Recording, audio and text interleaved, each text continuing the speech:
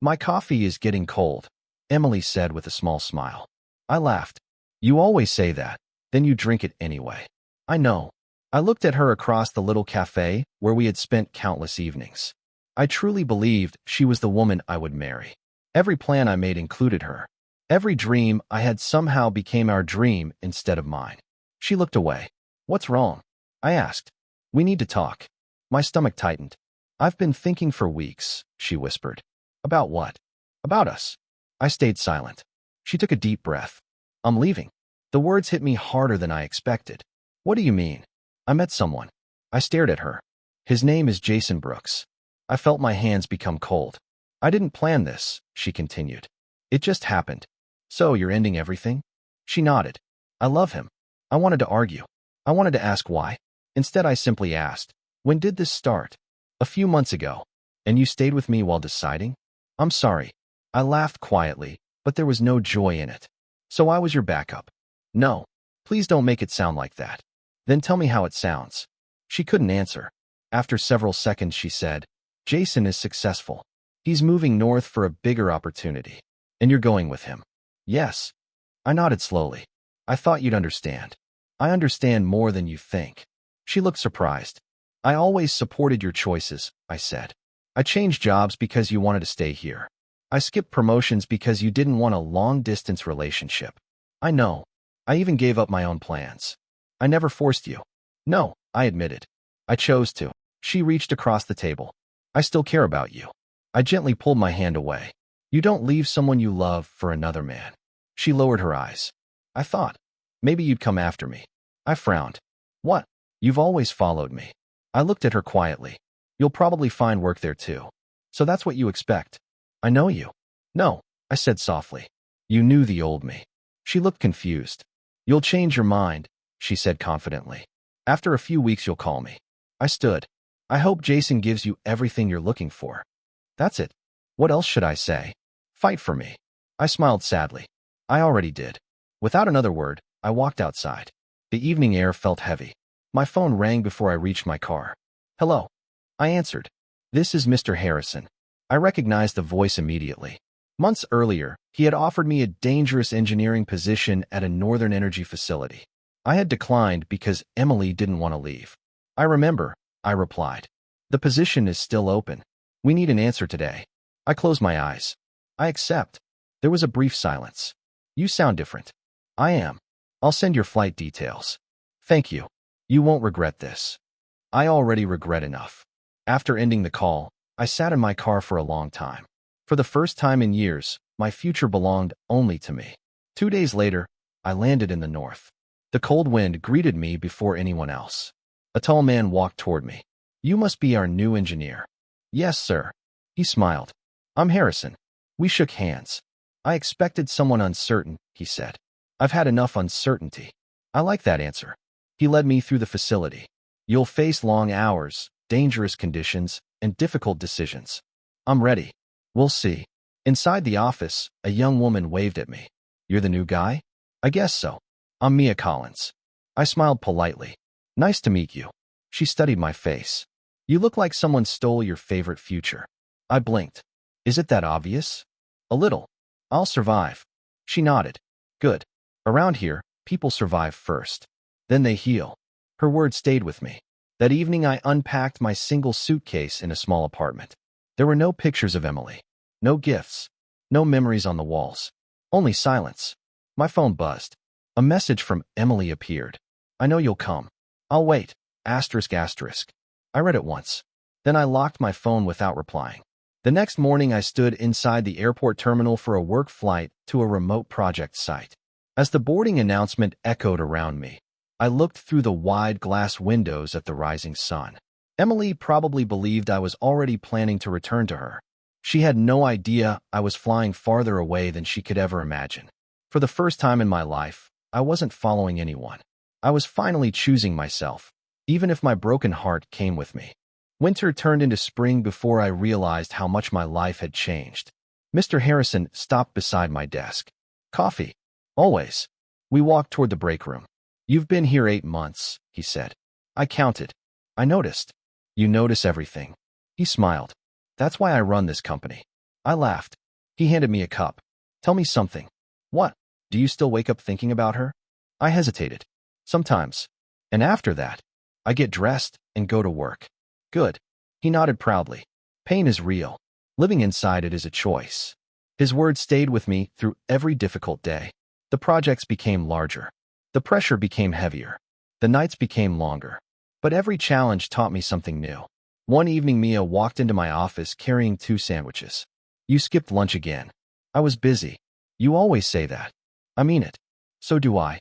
She placed the sandwich in front of me. Eat. I opened it. Thanks. She sat across from me. Can I ask something? Sure. Do you ever smile when you're alone?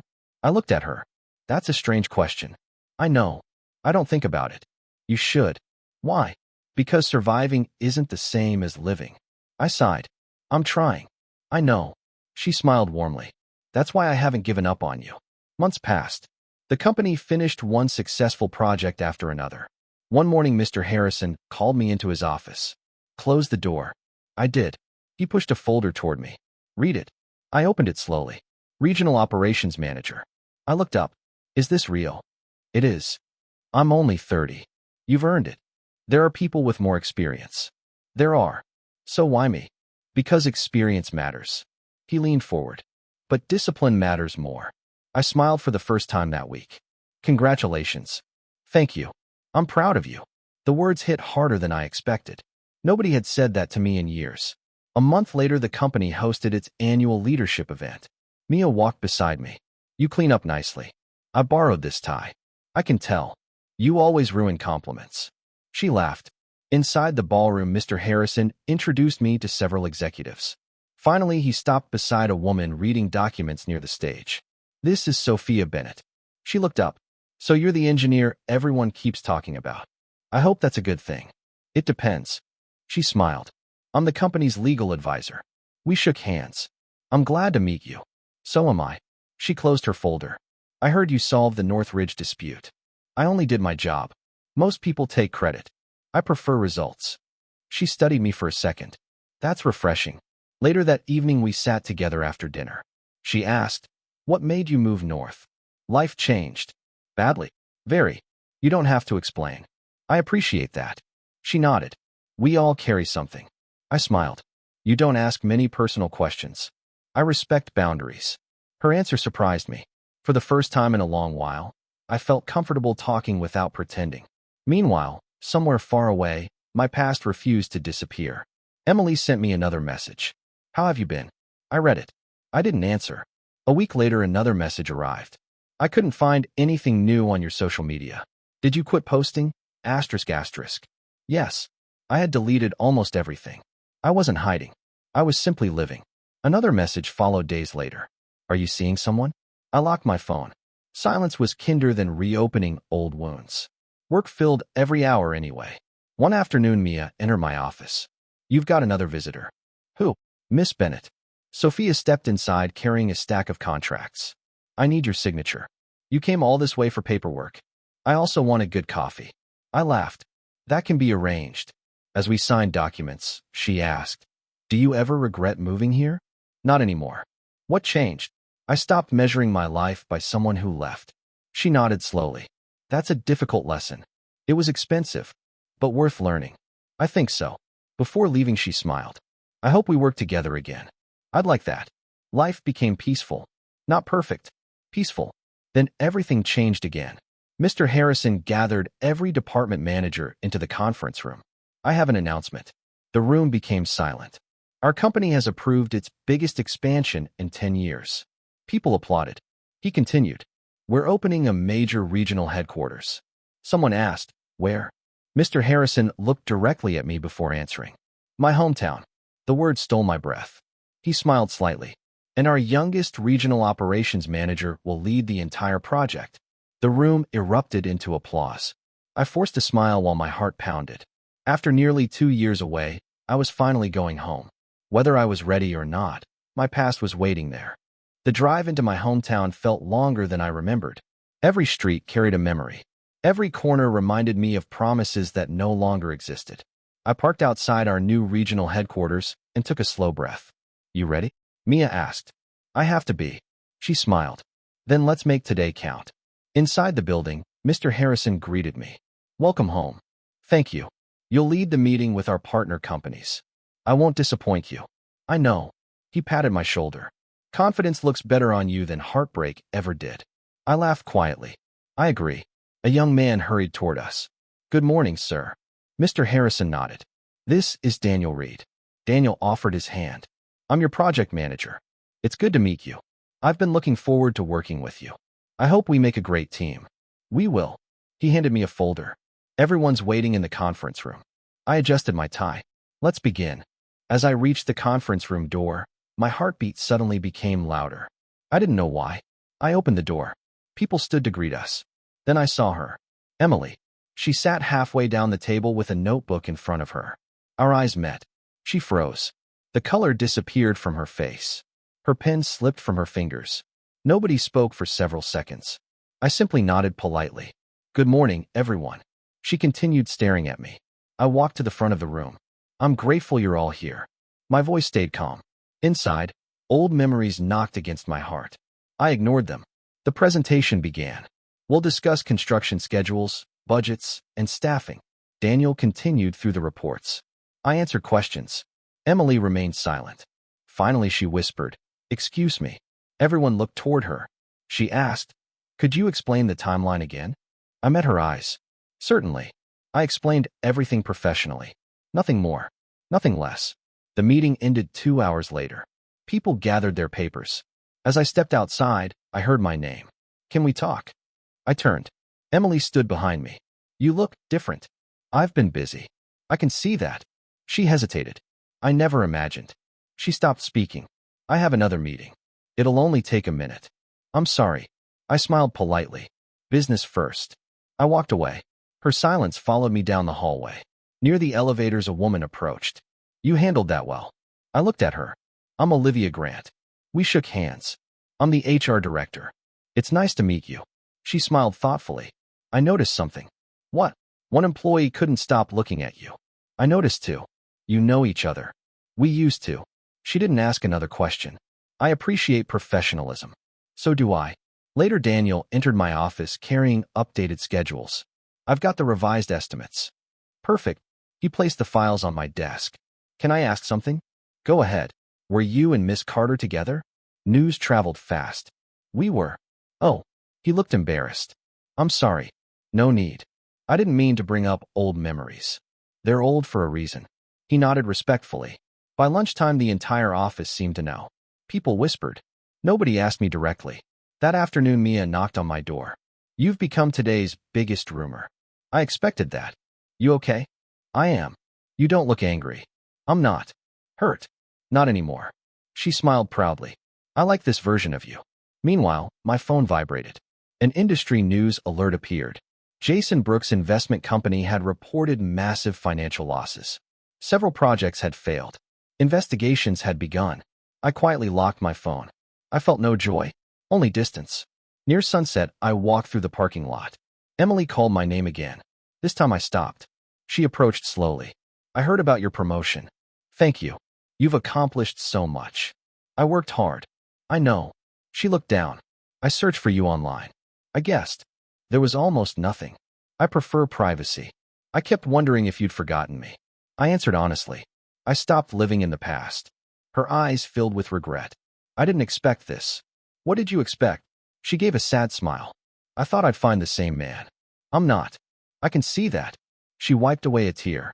Jason's company is struggling. I stayed silent. He changed after we moved. Again, I said nothing. I kept thinking about how you always supported me. Silence remained between us. Finally, she whispered, I was selfish. I looked at the evening sky.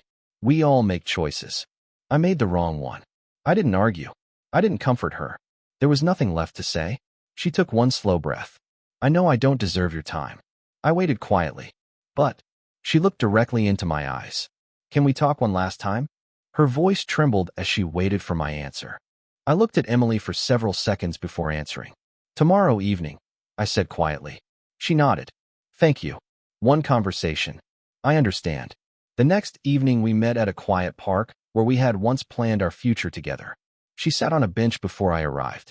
I wasn't sure you'd come, she admitted. I said I would. She lowered her eyes. I owe you the truth. I remained silent. She took a shaky breath. Jason wasn't the man I thought he was. I listened. He cheated on me. I didn't interrupt. The first time he apologized. She forced a bitter smile. I believed him. What happened after that? He did it again. She looked away. And again. The pain in her voice sounded real. I stayed because I had already destroyed us. I folded my hands. I kept telling myself things would improve. They didn't. No. She laughed sadly. He used my savings to cover his business losses. You agreed? I loved him. Her answer reminded me of the man I used to be. When the company started collapsing, he disappeared. She wiped her tears. He left without saying goodbye. I stayed quiet. I kept waiting for him. She looked at me. Then I realized I had become the person I made you. The words settled between us. I always believed you would still be waiting. I nodded once. I know. You knew? Yes. How? Because you told me that before you left. She closed her eyes. I really thought I could come back if everything failed. But life doesn't work that way. No. For a moment, neither of us spoke. I searched my heart. The memories were still there. The pain was still real. The love wasn't. That surprised me more than anything. I don't hate you, I finally said. I know. But I don't love you anymore. Her shoulders trembled. I was afraid you'd say that. Before she could continue, my phone rang. It was Sophia. Hello. I'm in town, she said. The legal team just arrived. I'll meet you at the office. See you soon. Emily looked at me after I ended the call. Who was that? Our legal advisor. The woman from the company dinner? Yes. The next morning, Sophia walked into the conference room, carrying several contracts. She smiled. I brought the final documents. Perfect timing. She laughed. I try. As we reviewed the paperwork, she pointed at a paragraph. This clause needs one small change. You're right. I usually am. I smiled. I've noticed. Emily entered with her company's reports. She stopped when she saw us laughing together. Sophia turned toward her. Good morning. Morning. Emily's voice sounded quiet. During the meeting, Sophia leaned toward me. You're thinking too much. Am I that obvious? Only to people paying attention. Thanks. What are friends for? Emily watched every exchange. She didn't say anything. She didn't have to. That afternoon, I visited my younger sister. Grace opened the door and hugged me tightly. I missed you. I missed you too. She stepped back. You look happier. I am. We sat in the kitchen. She poured tea for both of us. I heard Emily contacted you. She did. Grace sighed. Please be careful. I will. I remember how broken you were. I remember too. You barely ate. I smiled sadly. You kept bringing food. You needed someone. I did. She looked directly at me. I never want to see you like that again. You won't. Promise. I promise. She reached across the table. I'm proud of you. Those words meant everything. That evening, Emily asked to meet once more. I agreed. She looked exhausted. I've been thinking. So have I. She clasped her hands together. I'm truly sorry. I believe you.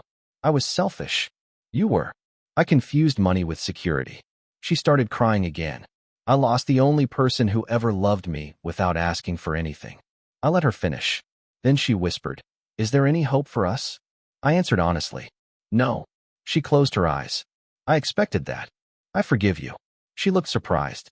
You do? Yes. Then why can't we start over? Because forgiveness isn't the same as returning. She cried harder. I spoke calmly. Thank you. She looked confused. For what? For leaving me. Tears rolled down her face. I don't understand. If you had stayed, I would have spent my whole life following someone else's dreams. I smiled gently. You forced me to find my own. She covered her mouth. I became stronger. I continued softly. I found purpose. I thought about Mr. Harrison. I thought about Mia. I thought about Sophia. I became the man I was supposed to be.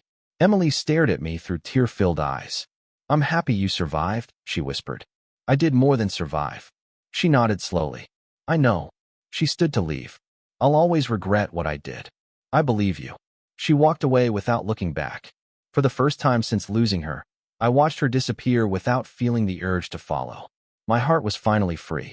6 months passed faster than I expected. The company grew. The project succeeded. So did I. One morning, Daniel entered my office carrying the latest reports. Good news. I like those words. He handed me the folder. We finished another project ahead of schedule. Excellent. The clients are thrilled. I smiled. You've become an incredible project manager. I learned from the best. You learned because you worked hard. He laughed. I'll take that. After he left, Mr. Harrison walked in. You've changed this entire region. I had great people beside me. He nodded. Leaders always say that. It's true. He smiled proudly. I knew you were the right choice. So did you. He laughed. I did. Later that afternoon, Mia walked into my office holding 2 cups of coffee.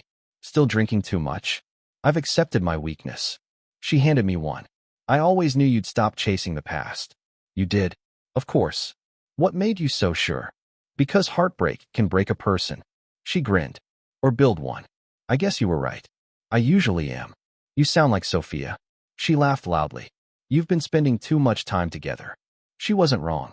Sophia and I had worked side by side for months. Trust had grown slowly between us. Nothing felt forced. Nothing felt uncertain.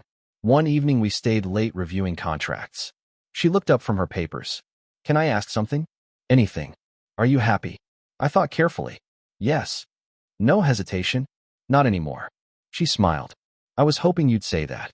I reached across the table. So can I ask you something? She nodded. Will you have dinner with me? I thought you'd never ask. Dinner became another dinner. Those evenings became weekends. Friendship quietly became love. One afternoon, I stood beside the river where my old life had once fallen apart. Sophia joined me. You've been quiet. I've been thinking. About the past? No. I smiled. About the future. She looked surprised. I liked the sound of that. I took a small box from my pocket. Her eyes widened. I've spent years learning who I am. She covered her mouth. And I don't want to build tomorrow without you. I opened the box.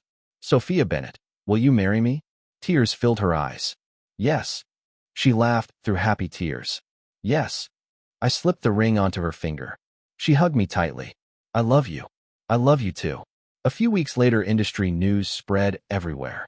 Jason Brooks officially declared bankruptcy. Several lawsuits followed. Former investors demanded repayment. His empire disappeared almost overnight. I read the article once. Then I closed it. Revenge had never knocked on his door. His own choices had. Meanwhile, Emily quietly rebuilt her career. She worked hard. She stayed humble. She never contacted me again. The company anniversary finally arrived.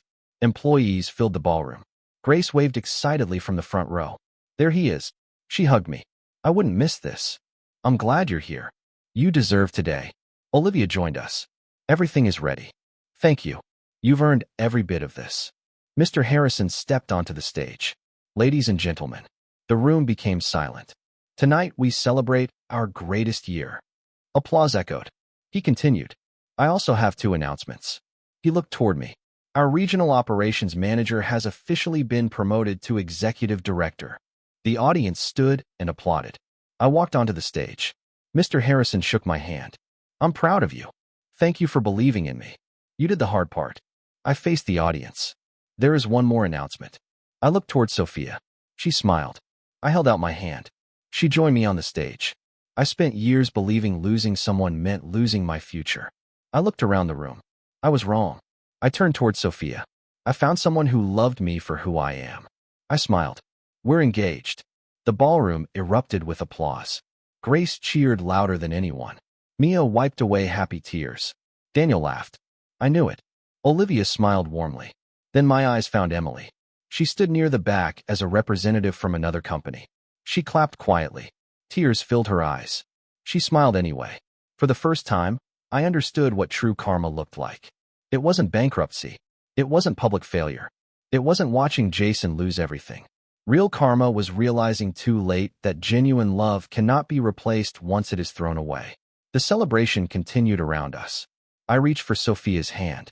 She squeezed mine gently. Ready? She whispered. More than ever. Together we walked off the stage. I didn't look back. I didn't need revenge. I didn't need answers. I didn't need my past to apologize again. The happiest ending wasn't watching someone else lose. It was becoming someone my past could never have again.